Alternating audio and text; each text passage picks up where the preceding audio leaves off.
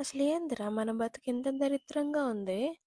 ఏమన్నా డాన్స్ వీడియోలు చేద్దామంటే డాన్స్ రాదు. పోనీ ఏదన్నా చేసి పీకుదామంటే టాలెంట్ లేదు.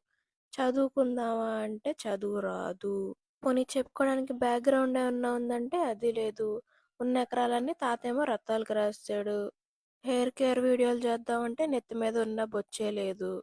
పోనీ జిమ్కి వెళ్ళి ట్రాన్స్ఫర్మేషన్ వీడియోలు చేద్దామంటే అది లేదు. జిమ్కి డబ్బులు లేవు.